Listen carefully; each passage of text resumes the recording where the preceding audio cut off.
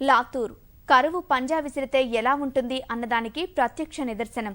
మహారాష్ట్రలోని మరఠ్వాడా ప్రాంతంలోని లాతూర్పై ఆకాశం ఆగ్రహించింది. కరువు కోరల్లో చిక్కుకుని ఆ ప్రాంతమంతా అల్లాడుతోంది. జలాశయాలు ఎండిపోయాయి, భూగర్భ జలాలు అడుగంటిపోయాయి, వానల్లేవు, తాగేందుకు చుక్క నీరు దొరకని దుస్థితి. 2 నెలలుగా చాలా మంది రైతులు, పేదలు ఊళ్లు వదిలి బతుకుదెరువు కోసం ముంబై చేరుకున్నారు. మొత్తం మరాఠ్వాడాలో కరువు కారణంగా గతేడాది 3228 మంది రైతులు ఆత్మహత్య చేసుకున్నారు. నీళ్ల కోసం ప్రజలు ఘర్షణలకు దిగుతున్నారు. పరిస్థితి ఎంత దుర్భరంగా ఉందంటే నీటి కోసం ప్రజలు కొట్టుకోకుండా ప్రభుత్వం 144 సెక్షన్ విధించింది. తాగునీటి కోసం ప్రజలు గుంపులు గుంపులుగా తిరగద్దని ఆదేశించింది. 300 కిలోమీటర్ల దూరంలోని మిరాజ్ నుంచి నీటిని రైలులో తరలించింది ప్రభుత్వం. లాతూర్కి ఎందుకీ దుస్థితి? ఇంతటి విపత్కర పరిణామాలకు కారణమెవరు?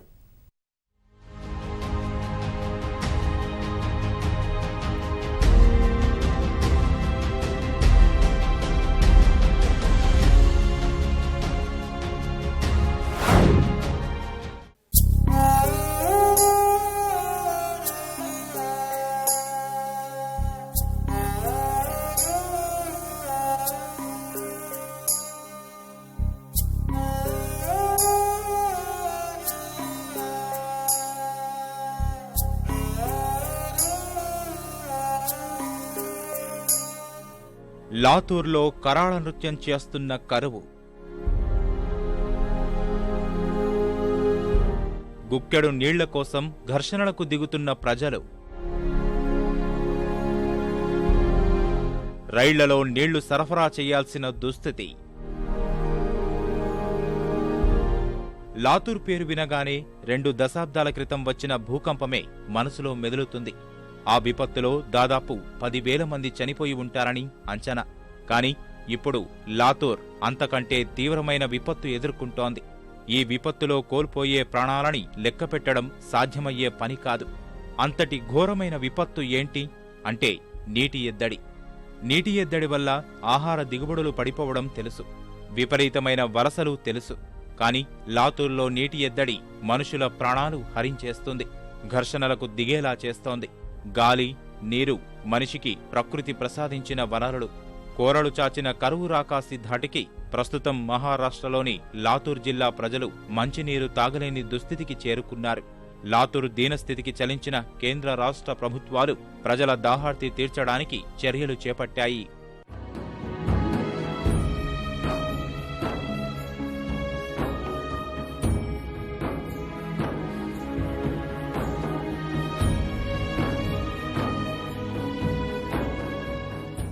రాజస్థాన్లోని కోట ప్రాంతం నుంచి కేంద్ర రైల్వే శాఖ సహాయంతో రైళ్లలో లాతూర్కు నీరు సరఫరా చేశారు. ముందుగా కోట నుంచి 50 రైలు వ్యాగన్ల ద్వారా పశ్చిమ మహారాష్ట్రలో ఉన్న మిరాజ్కు నీటిని తరలించారు. అక్కడి నుంచి 300 కిలోమీటర్ల దూరంలోని లాతూర్కు పంపించారు. నీళ్లతో మరో రైలును ఈ నెల 15న లాతూర్ పంపనున్నారు. నీళ్లతో వచ్చిన రైలు చూసేందుకు చుట్టుప్రక్కల నుంచి ప్రజలు పెద్ద ఎత్తున లాతూర్ రైల్వే స్టేషన్కు చేరుకున్నారు. రైలులో చేరుకున్న నీటిని పైప్లైన్ల ద్వారా వివిధ ప్రాంతాలకు పంపిణీ చేయనున్నారు. మహారాష్ట్ర మరాఠ్వాడాలోని అన్ని జిల్లాలతో పాటు విదర్భలోని కొన్ని జిల్లాలు తీవ్ర దుర్భిక్షం ఎదుర్కొంటున్నాయి. 11 భారీ జలాశయాలు ఎండిపోయి ఎడారిని తలపిస్తున్నాయి. ఫలితంగా లాతూర్, పర్భానీ వంటి జిల్లాల్లో నీటి కోసం ఘర్షణలు జరుగుతున్నాయి. ఫలితంగా ఇప్పటికే ఆయా ప్రాంతాల్లో 144 సెక్షన్ విధించారు. బావులు, కుళాయిల వద్ద 5 కంటే ఎక్కువ మంది ఉండకూడదని అధికారులు ఆదేశించారు. काय आम्ही दुसरं कामच बघत नाही बघा.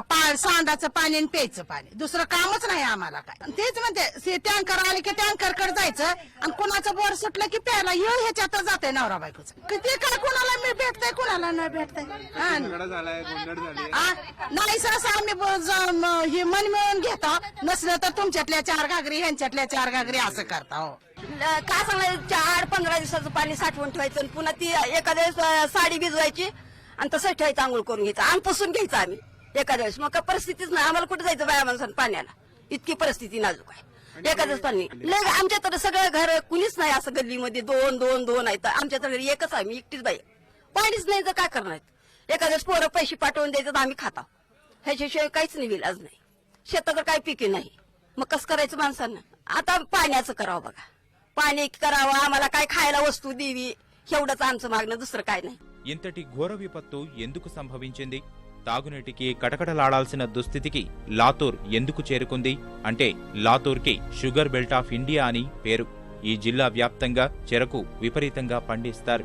సహకార సంఘాల ద్వారా నిర్వహించే అనేక చెరకు ఫ్యాక్టరీలకు లాతూర్ ప్రసిద్ధి. అదే సమయంలో లాతూర్కు తరచూ కరువు కాటకాలు పీడించే చరిత్ర ఉంది. లాతూరు చెరకు రైతులు పంట దిగుబడులు చూసి ఆనందించారు. కానీ కరువు సంగతి మర్చిపోయారు. లాతూర్ అధికారులైతే చెరకు ఫ్యాక్టరీలు చూసి మురిసిపోయారే తప్ప భూగర్భ జలాల సంగతి పట్టించుకోలేదు. ఫలితం వర్షాలు సరిగా కురవకపోయినా నీటికి అనుగుణమైన పంటలు పండించేందుకు ఎవరూ సిద్ధపడలేదు. నీరు సమృద్ధిగా అవసరమయ్యే చెరకు పంటనే నమ్ముకున్నారు. చెరకు పంట కోసం ఎడాపెడా బోర్లు వేశారు.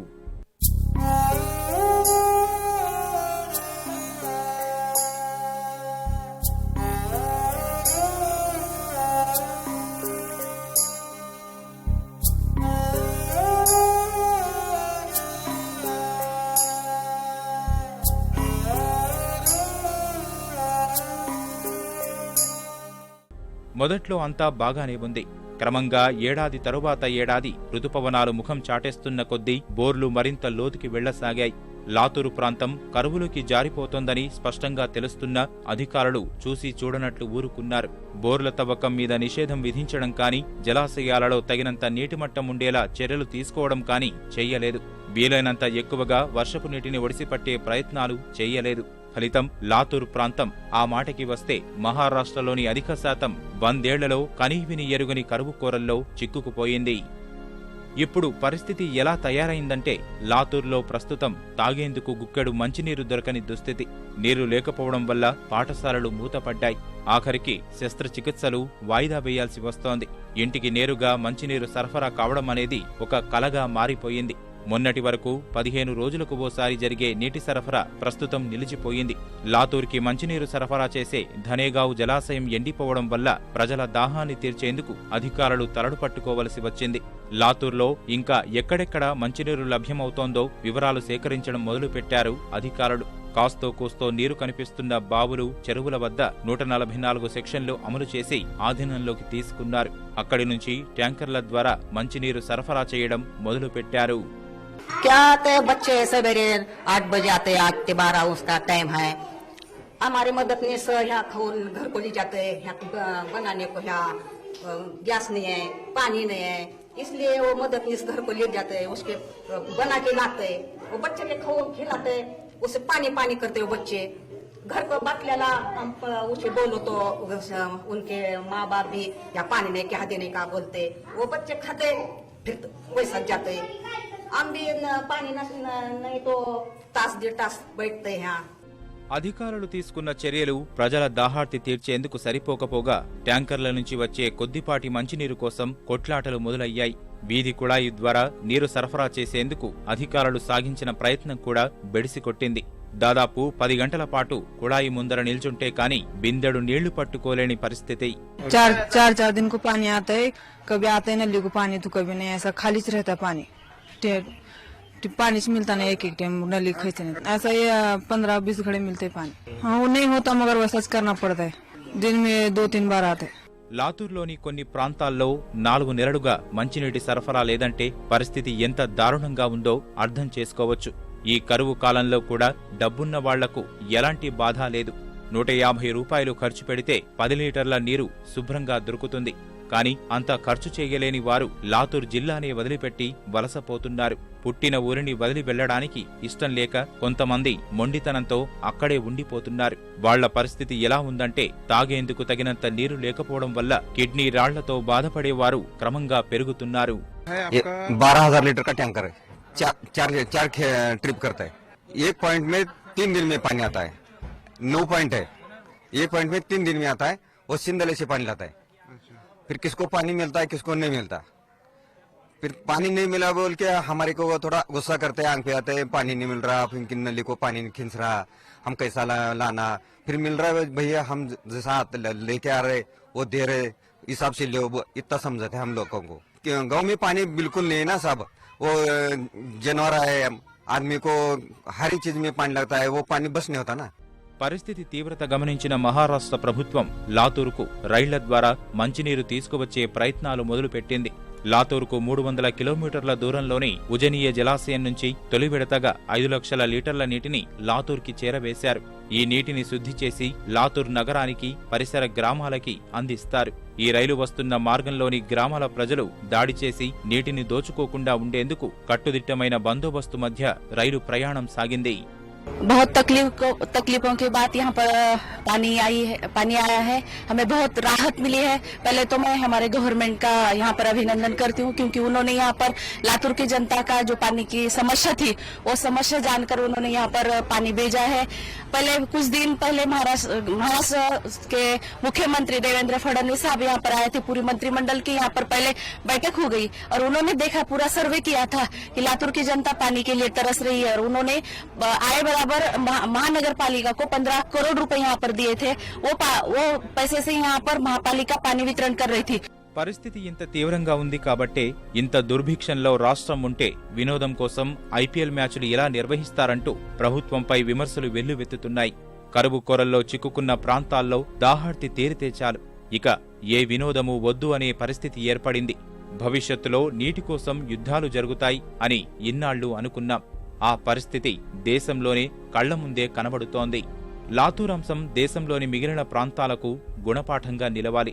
పరిస్థితులు బట్టి ఏ పంటలు వేయాలి, భూగర్భ జలాలు ఎలా పరిరక్షించుకోవాలి, వర్షపు నీరు ఎలా ఒడిసి పట్టుకోవాలి తదితర అంశాల మీద ప్రభుత్వాలు, ప్రజలు విచక్షణతో వ్యవహరించాలి. లేకపోతే ఇప్పుడు లాతూర్లో కనిపిస్తున్న నీటి రైళ్లు విజయవాడలోనో, హైదరాబాద్లోనో చూడాల్సి వస్తుంది.